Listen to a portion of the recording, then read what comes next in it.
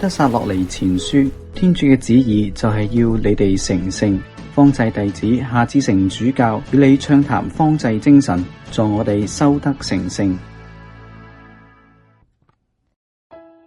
各位朋友，今晚想同大家分享一下方濟同埋加勒嘅關係。加勒咧比方濟係年輕11歲，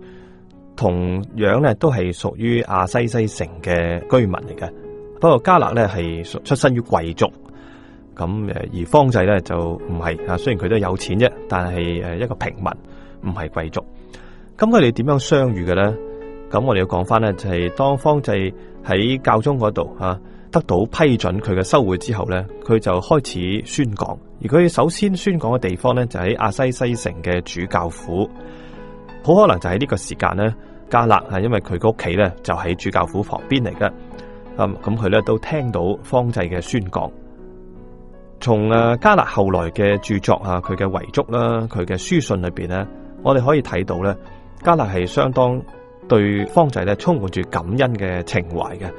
因為咧佢話從方濟嘅宣講，從佢嘅教導裏邊咧，佢睇到自己應該點樣去服侍天主，佢發現自己嘅聖召係乜嘢，就係要如同方濟咁樣喺貧窮裏邊喺完全捨棄自己裏邊咧去愛天主。因此咧喺跟住嗰一年裏邊咧，方濟同埋加勒咧都有一個好似神師同埋咧，即係去一個接受靈修指導嘅人咁樣一個咁嘅聚會咁咧就經過一年咁上下時間咧，加勒越嚟越係清楚，並且咧就係堅定自己應該走嘅方向自己人生要做嘅抉擇係乜嘢，就係獻身好似方濟一樣咁樣生活。咁就喺加勒咧，大概係17、18歲嗰一年啦，即係咧1212年咁咧就一個聖之主日嗰日聖之主日嘅夜晚咁加勒咧就係離家出走，就約咗方濟咧同埋佢個兄弟咁咧就去到一個小堂，就係天神之後小堂嗰度。半夜嘅時候咧，加勒去到咧就喺嗰度方濟為佢做咗呢個剪髮禮咁正式咧就係開始佢獻身修道。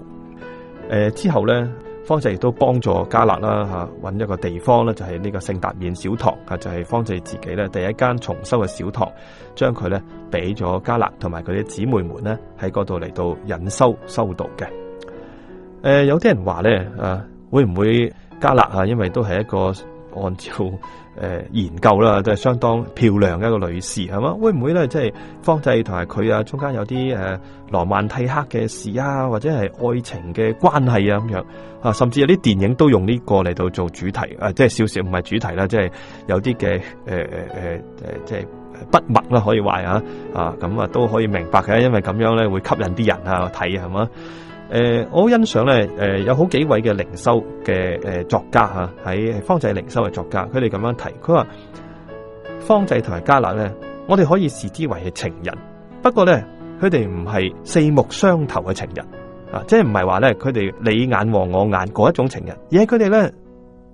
大家嘅雙眼一齊仰望天主於是佢哋係情人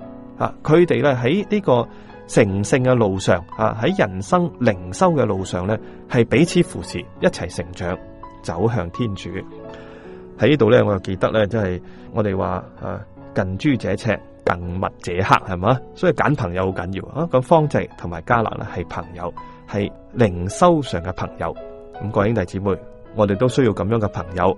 喺我哋還愛於天主嘅人生旅程上邊咧，彼此扶持，一齊嘅成長。願天主降福大家。